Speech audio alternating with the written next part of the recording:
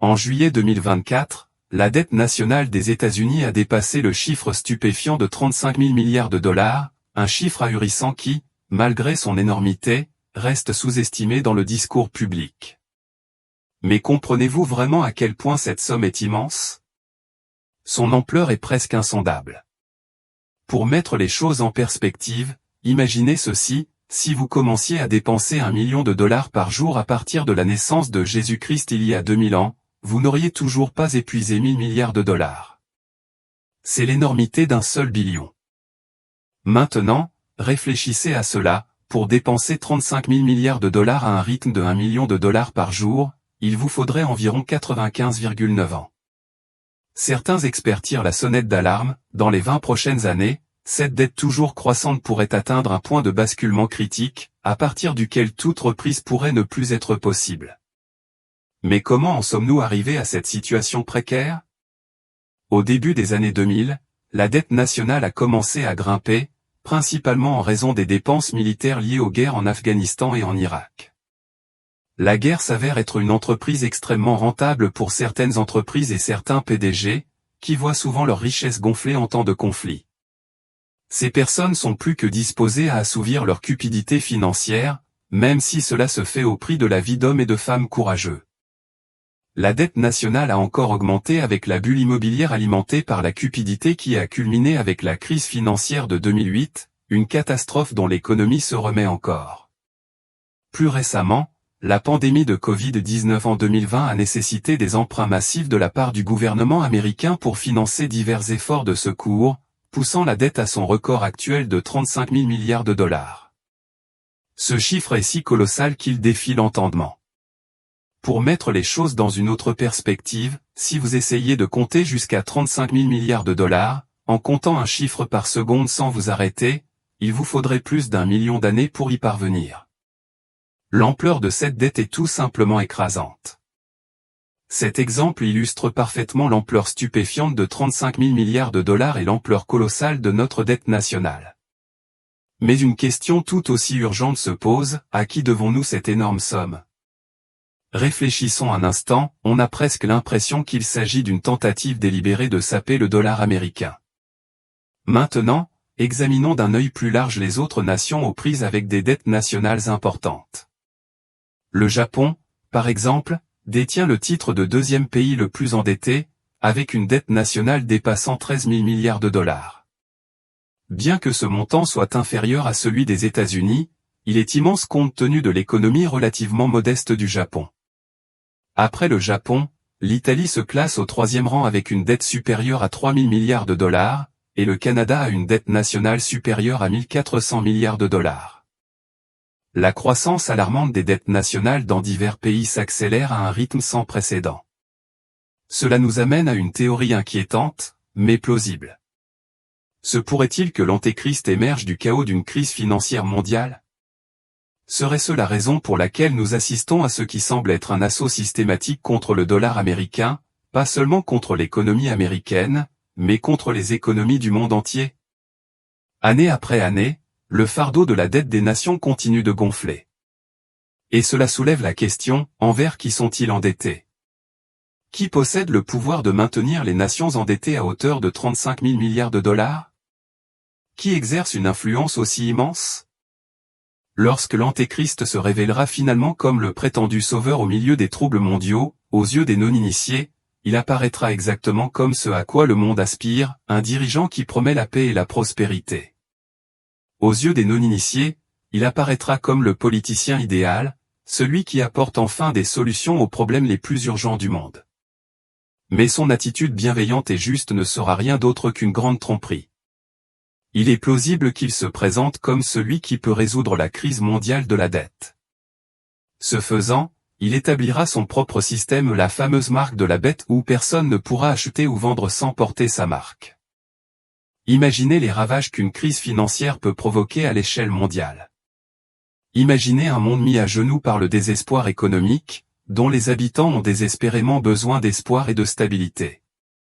Dans ce moment de vulnérabilité, un dirigeant pourrait-il surgir, promettant la prospérité financière grâce à un système qui exige une marque sur le front ou sur la main droite? Serait-ce celui qui mettra fin aux guerres qui font rage dans le monde? Lorsque l'Antéchrist surgira, il apparaîtra, aux yeux des non-initiés, comme l'un d'entre nous, un personnage qui semble vrai pour le bien commun, un dirigeant qui semble offrir le salut. L'idée est effrayante, mais approfondissons le contexte et les implications. L'augmentation de la dette mondiale n'est pas seulement une série de maladresses économiques malheureuses, elle semble faire partie d'une stratégie délibérée et orchestrée visant à amener le monde au point d'effondrement. Aucune nation, aussi puissante soit-elle, n'est à l'abri. Chaque pays est accablé par une montagne de dettes qui ne cesse de s'alourdir. Ce n'est pas une simple coïncidence, c'est une conséquence de la situation. Il s'agit d'un effort calculé pour affaiblir la souveraineté nationale et consolider le pouvoir entre les mains de quelques privilégiés. Alors que ces dettes échappent à tout contrôle, elles créent une tempête parfaite pour qu'une seule entité intervienne avec une solution séduisante ou une entité qui se présente comme un sauveur mais qui est, en réalité, l'Antéchrist. Dans ce scénario, l'Antéchrist émergera comme le solutionneur ultime des problèmes, offrant stabilité et prospérité face au chaos mondial, à la ruine économique et au désespoir généralisé. Il se lèvera avec des promesses d'effacer les dettes et d'inaugurer une nouvelle ère de sécurité économique. Le monde, désespéré et épuisé, adoptera avec empressement ce nouveau système sans arrière-pensée. Cependant, ce système s'accompagnera d'une condition grave, un contrôle et une surveillance absolue. La marque de la bête sera la porte d'entrée pour participer à cette nouvelle économie. Sans elle, vous ne pourrez pas acheter, vendre ou échanger. Cette marque signifie l'allégeance à l'Antéchrist et à son régime, liant ceux qui l'acceptent à son autorité. La tromperie de l'Antéchrist sera profonde, son attrait irrésistible. Il incarnera tout ce que l'humanité a toujours désiré chez un dirigeant, le charisme, l'intelligence et la promesse de paix et de prospérité. Son ascension au pouvoir ne sera ni soudaine ni chaotique, mais une série de tromperies soigneusement planifiées destinées à captiver et à piéger le monde. Chacun de ces pas sera délibéré, calculé pour gagner le cœur et l'esprit des gens du monde entier, les attirant dans sa toile de contrôle. Dans les derniers jours, l'Antéchrist apparaîtra comme la prétendue solution à toutes les calamités qui troublent l'humanité. Les guerres, les effondrements économiques, les troubles sociaux et la décadence morale trouveront tous une solution sous sa direction. Pour l'observateur occasionnel, il semblera incarner tout ce que le monde a désiré. Son charisme sera inégalé, attirant les foules avec des discours captivants et de grandes promesses.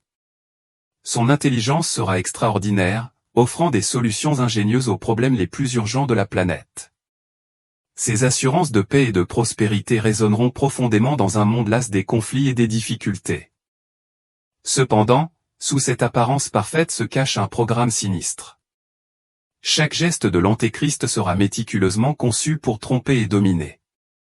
Il orchestrera des événements mondiaux pour créer des crises que lui seul pourra résoudre, consolidant ainsi son emprise sur le pouvoir. Ces prétendues solutions auront des coûts cachés, érodant progressivement les libertés et l'autonomie individuelle. Il mettra en place un nouvel ordre mondial, centralisant le pouvoir d'une manière qui semble bénéfique mais qui sert en fin de compte ses objectifs sombres. Ce réseau élaboré de tromperies sera si convaincant que même les individus les plus perspicaces pourraient être tentés d'accepter ces fausses promesses. L'Antéchrist s'attaquera aux désirs et aux peurs les plus profonds de l'humanité, se présentant comme le sauveur du monde tout en organisant secrètement sa chute.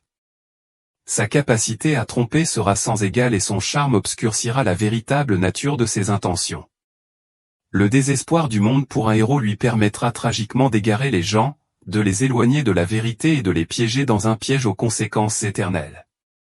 Sa maîtrise de la tromperie fera en sorte que beaucoup resteront aveugles quant à son véritable objectif, rendant sa trahison ultime d'autant plus dévastatrice.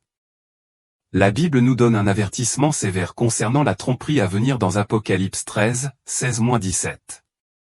Elle nous dit que l'Antéchrist obligera tout le monde, quel que soit son statut ou sa richesse, à recevoir une marque sur sa main droite ou sur son front. Sans cette marque, personne ne pourra acheter ou vendre quoi que ce soit. Cette vision prophétique implique que la trajectoire actuelle de la dette mondiale et de l'instabilité économique n'est pas une simple coïncidence, mais peut être un précurseur délibéré de l'ascension de l'Antéchrist.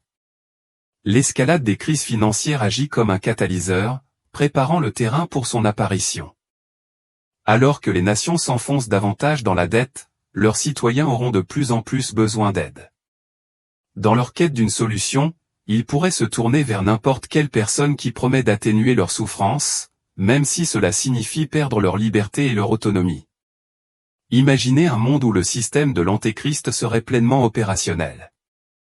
Les institutions financières traditionnelles deviendraient obsolètes, remplacées par une monnaie numérique centralisée sous son contrôle. Cette monnaie numérique serait directement liée à la marque de la bête, ce qui permettrait au régime de l'Antéchrist de surveiller et de réguler chaque transaction. La vie privée disparaîtrait et chaque aspect de la vie serait soumis à un examen et à un contrôle. Le régime utiliserait ce système pour imposer la loyauté et la conformité, marginalisant ceux qui refusent la marque et les persécutant pour leur résistance. La marque représenterait plus qu'un simple contrôle économique, elle servirait de moyen d'asservissement spirituel. Accepter la marque signifierait un rejet de Dieu et une allégeance à l'Antéchrist.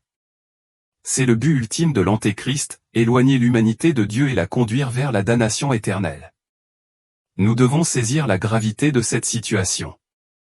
Les signes sont évidents, l'augmentation des dettes, l'émergence des monnaies numériques, l'érosion de la vie privée et l'acceptation croissante de la surveillance, chaque élément jouant un rôle dans un plan plus vaste et insidieux. En tant que chrétiens, nous sommes appelés à rester vigilants et perspicaces, en particulier à une époque où de fausses promesses de prospérité et de paix sont offertes par des forces trompeuses. Nous ne devons pas nous laisser influencer par les promesses séduisantes mais vides de sens de l'Antéchrist. Au contraire, notre confiance doit reposer fermement sur Dieu et nous devons rester résolus dans notre foi au milieu d'une tromperie écrasante. Alors, comment pouvons-nous nous préparer aux défis à venir? Tout d'abord, nous devons nous éduquer nous-mêmes et les autres sur la vraie nature de l'Antéchrist et de ses plans. La connaissance et la conscience sont nos principales défenses contre la tromperie. Deuxièmement, nous devons approfondir notre vie spirituelle par la prière et l'étude assidue de la Bible. Notre relation avec Dieu nous servira d'encre inébranlable à travers n'importe quelle tempête. Troisièmement, nous devons résister à la pression de nous conformer aux normes du monde et rester déterminés à vivre selon les principes de Dieu. La lutte à laquelle nous sommes confrontés transcende les simples problèmes économiques ou politiques, c'est une profonde bataille spirituelle. La montée de l'Antéchrist fait partie d'un conflit cosmique entre le bien et le mal, entre Dieu et Satan. Bien que l'Antéchrist puisse sembler puissant et invincible, nous devons nous rappeler que son règne n'est que temporaire. La Bible promet que le Christ reviendra et triomphera finalement des forces des ténèbres. Notre espoir ne repose pas sur les promesses éphémères de l'Antéchrist, mais sur les assurances éternelles de Dieu. L'escalade de la dette mondiale et l'instabilité économique préparent le terrain pour son émergence. Partout, les gens ont le sentiment omniprésent que quelque chose de monumental se prépare. Ce sentiment est plus qu'une notion passagère, c'est une intuition persistante que beaucoup trouvent impossible à ignorer. Il semble qu'une conscience collective s'accorde au signe d'un changement imminent et transformateur. Ce sentiment d'appréhension se fonde sur la reconnaissance du fait que les niveaux actuels d'endettement sont insoutenables et que les pressions économiques croissantes sont impossibles à ignorer.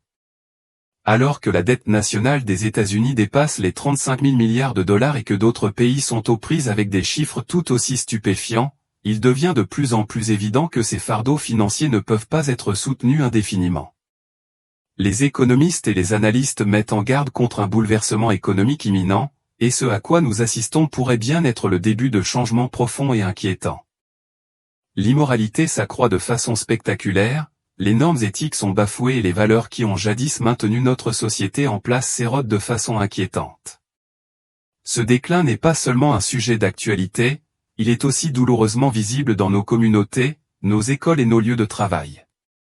L'augmentation des niveaux de violence, de corruption et de décadence morale est le signe que le tissu même de la société est en train de se défaire. Ce déclin moral est un indicateur clair que nous vivons une époque sans précédent.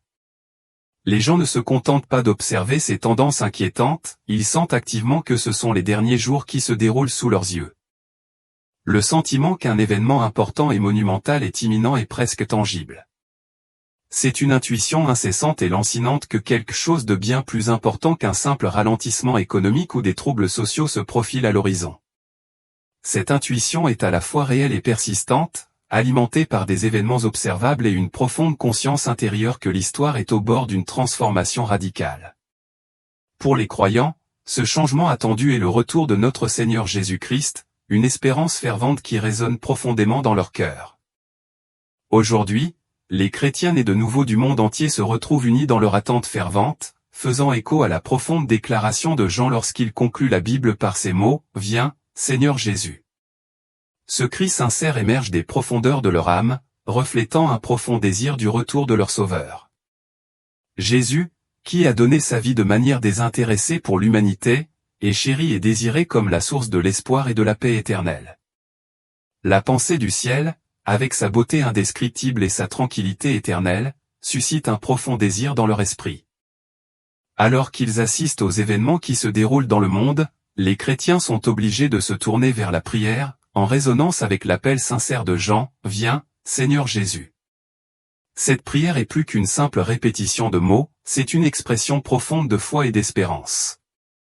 L'attente collective des croyants favorise un puissant sentiment d'unité et de but commun. Leur foi inébranlable en Jésus-Christ leur donne la force et le courage nécessaires pour affronter les défis de la vie en attendant son retour glorieux. Leurs cœurs sont remplis d'espoir, sachant que l'accomplissement de cette promesse divine introduira des bénédictions inimaginables et la paix éternelle. Ainsi, de toutes les fibres de leur être, ils continuent de prier et de croire, « Viens, Seigneur Jésus ». Dans ce contexte, l'émergence de l'Antéchrist des profondeurs de la crise financière passe d'une possibilité lointaine à une réalité imminente. La dette mondiale croissante et l'instabilité économique posent les bases de son ascension. Alors que les systèmes financiers traditionnels s'effondrent sous la pression d'une dette insurmontable, les citoyens du monde entier sont de plus en plus désespérés de trouver des solutions. Ce climat de désespoir crée un terrain fertile pour l'apparition d'un leader charismatique, qui se propose comme le sauveur d'un monde assiégé. L'Antéchrist exploitera ce désespoir, se positionnant comme la solution ultime aux problèmes du monde.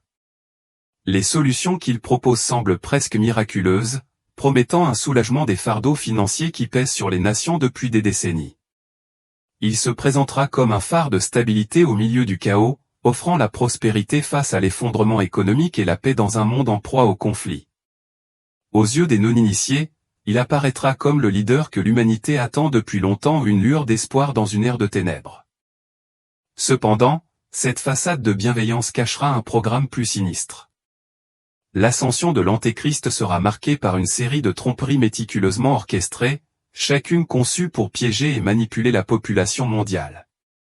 Chacun de ces gestes sera calculé pour gagner les cœurs et les esprits à travers le monde, tout en dissimulant ses véritables intentions.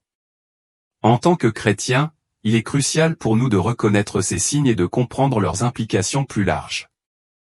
Nous sommes appelés à être vigilants et perspicaces, à nous éduquer et à éduquer les autres sur la vraie nature de l'Antéchrist et ses plans trompeurs.